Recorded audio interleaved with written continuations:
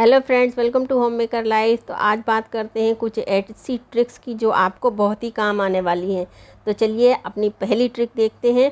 पहली ट्रिक है हमारी तकियों के खोल को लेकर।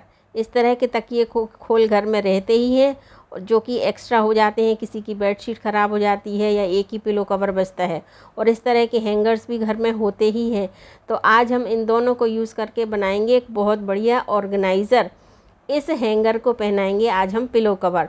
तो क्या करेंगे, हैंगर लेना है और जो भी पिलो कवर है उसका इस तरह से थोड़ा सा सेंटर पॉइंट हमें देख लेना है, और सेंटर पॉइंट देखकर उसको करना है छोटा सा, यहाँ लगाएंगे हम कट। ना तो हमें कोई सिलाई डालना है, ना हमें कोई मशीन की ज़रूरत है, बस इस तरह से छोटा सा एक कट लगाएंगे हम इसमें। बहुत, ये देखिए इस तरह से।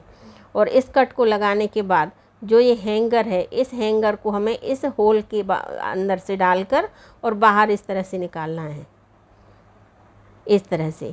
तो बस इतना सा करने के बाद ये देखिए हमारा एक बहुत बढ़िया ऑर्गेनाइज़र जैसा बन के तैयार हो गया है। इसको हम बहुत सी जगहों पर यूज़ कर सकते हैं।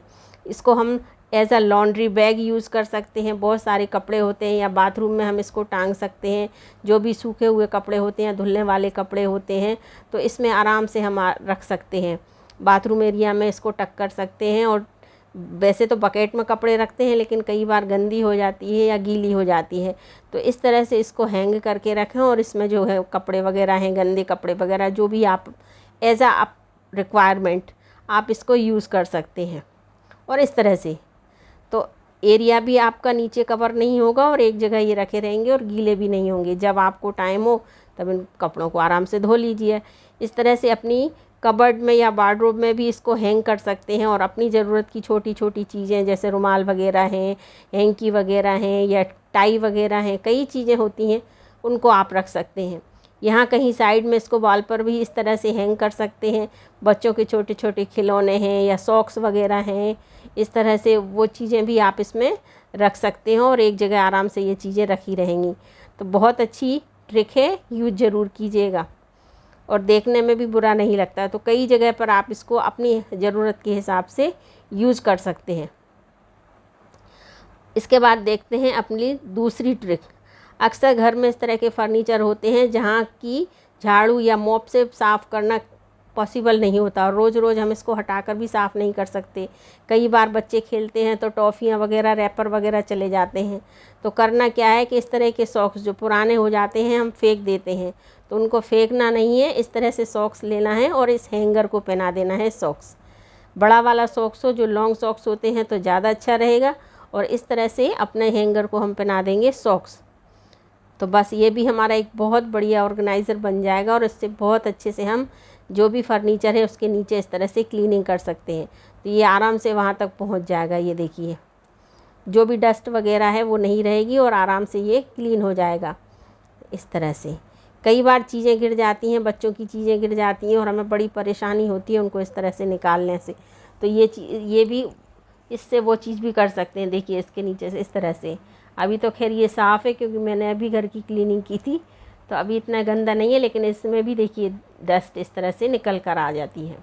इसके बाद फ्रिज के नीचे यहाँ भी सफाई करना बहुत दिक्कत देता है, तो इस तरह से यहाँ भी इसको यूज़ करके आप सफाई कर सकते हैं। और भी कई कॉर्नर्स होते हैं फर्नीचर के बीच में जहाँ की हाथ हमारा नहीं जाता, तो वहाँ भी इस ट्रिक से आप क्लीनिंग कर सकते हैं। अगला ट्रिक है हैंगर का। इसमें हम क्या करेंगे, इसको पहनाएंगे हम चूड़ियाँ पहनाएंगे, या पहनाएंगे इसको जो पर्दे के हमारे रिंग्स होते हैं, अक्सर ख़राब हो जाते हैं, एक आध अंदर का इसका टूट जाता है, तो और चूड़ियाँ वगैरह हैं कुछ ख़राब हो जाती हैं इस तरह से। तो आज हम इसको इससे बनाएंगे बहुत अच्छा ऑर्गेनाइज़र। तो इस हैंगर को यहाँ से इस तरह से हम ओपन कर लेंगे, और ओपन करने के बाद जो भी हमारी कर्टन रिंग्स हैं या जो भी हमारी ओल्ड चूड़ियाँ वगैरह हैं, उनको इस तरह से इसमें अंदर इस तरह से डाल देंगे। जितनी आप डाल लें, 10 12 जितने आपके पास हों, उस तरह से इसको डाल लें। और ये देखिए बहुत अच्छा ऑर्गेनाइज़र हमारा बन जाएगा। और डालने के बाद क्या करेंगे, इसको कर देंगे बंद। और बंद करने के बाद जितने भी हमारी स्टॉल वगैरह होती हैं या दुपट्टे वगैरह होती हैं जिनकी ज़रूरत हमें रोज़ पड़ती है, तो इस तरह से उसको इसमें डाल के और हम आराम से कहीं भी टांग सकते हैं इसको। तो एक ही जगह ये सारी चीज़ें हमारी रखी रहेंगी। तो इस तरह से रिंग्स में ना डाल सकते हैं, या कोई मोटा शॉल वगैरह अगर हमें टक करना है तो उसके लिए कोई बड़ी चूड़ी वगैरह है या कड़े वगैरह इस तरह से डालकर उसमें आप इसको टक कर सकते हैं इस तरह से, जिसके होल थोड़ा बड़े रहते हैं। तो बड़ी जो शॉल वगैरह है वो इसमें आराम से आप बड़ी जो आपकी स्टॉल है बहुत अच्छे से इस तरह से एक ही जगह पर सारी चीज़ें ऑर्गेनाइज हो जाएंगी। इसके बाद करते हैं अगली ट्रिक की बात। अक्सर घर में मच्छर मक्खी सभी को बहुत परेशान करते हैं, तो उसके लिए लेना है हमें एक प्याज। सभी को पता है कि प्याज की जो स्मेल होती है मच्छर मक्खियों को भी पसंद नहीं होती। हम लोगों को भी कभी कभी इसकी स्मेल परेशान करती है, लेकिन मच्छर मक्खी तो इसकी स्मेल से भाग ही जाते हैं। तो प्याज को क्या करना है, ऊपर का हिस्सा थोड़ा सा हमें काट लेना है और इसके बीच में हमें बनाना है एक होल। तो बीच का जो पार्ट है इसको हम इस तरह से बड़ी सावधानी से ये काम करना है और इस तरह से होल करके और निकाल देना है बीच का पार्ट। तो बीच का पार्ट जब हम निकालेंगे तो इसमें एक ऐसा होल जैसा बन जाएगा। अब क्या करना है कि इसको लेना है, इसमें डालेंगे हम जो दिए की जो बत्ती होती है वो इसमें डालेंगे और इसमें डालेंगे सरसों का तेल।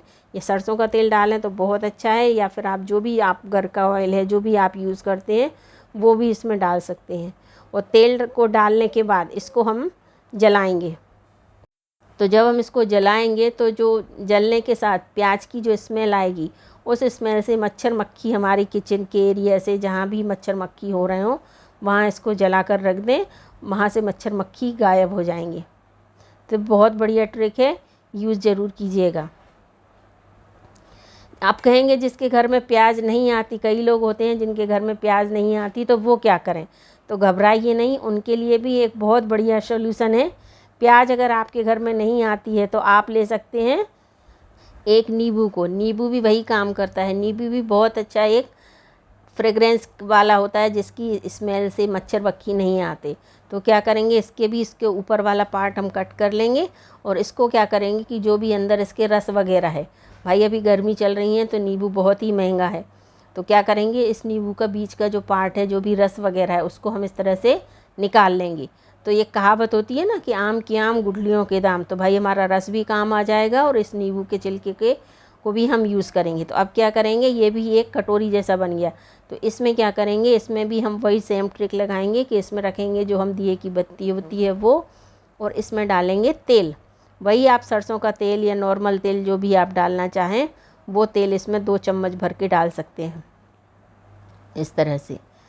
तो इसकी स्मेल से भी मच्छर मक्खी वगैरह छिपकली वगैरह हैं वो भी दूर भाग जाएंगी। इसके साथ ही क्या करेंगे, हमें लेना है थोड़ा सा कपूर। तो कपूर को इस तरह से थोड़ा सा क्रश कर लेंगे और क्रश करने के बाद ये जो कपूर का पाउडर है इसको भी हमें इसी नींबू के अंदर इसमें अंदर इस तरह से डाल देना है इस तरह से। तो क्या होगा, जब ये जलेगा तो कपूर की स्मेल भी आएगी और प्लस नींबू की भी आएगी। तो इससे मच्छर मक्खी तो जाएंगे ही, एक अच्छी भीनी भीनी खुशबू भी आएगी। और वैसे भी कहते हैं कपूर जलाना तो हम लोग हमारे यहाँ शुभ माना जाता है, तो कपूर को तो सुबह शाम जलाना भी चाहिए। बस तो इस तरह इसको भी जहाँ भी मच्छर मक्खी आ रहे हों जलाकर इसको रख दीजिए, या वैसे ही आप फ्रेगरेंस के लिए इसको जला सकते हैं, अभी नींबू यूज होते हैं। इसके बाद ट्रिक है कि ये जो हमारी मच्छर की मशीन होती है वेपराइज़र, तो कभी कभी क्या होता है मशीन तो हमारे पास होती है लेकिन रिफ़िल हमारे पास नहीं होती, तब हम क्या करेंगे, तब भी हम इसको बहुत अच्छे से यूज़ कर सकते हैं। हमें क्या करना है, इसको होल्डर में लगाकर इसको ऑन कर देना है और इसको फुल पर सेट कर देना है। जब ये अच्छे से गर्म हो जाए तब हमें क्या करना है कि हमें लेना है थोड़ा सा कपूर, जो कपूर की टिकिया होती है वो लेना है, और जहाँ ये गर्म होता है जहाँ से रिफ़िल का धुआं निकलता है वहाँ हमें इसको रख देना है, उस होल के ऊपर इसको रख देना है। तो जब ये गर्म होगा तो कपूर भी हमारा गर्म होगा और एक भीनी भीनी खुशबू निकलेगी और इसकी स्मेल से भी मच्छर मक्खी नहीं जाएंगे। तो जो महंगे महंगे वेपराइज़र आते हैं, कपूरदानी वगैरह आती हैं, तो बिल्कुल यूज़ ना करें। अगर आपके घर में इस तरह से पड़ी हुई तो इसका यूज़ कर सकते हैं।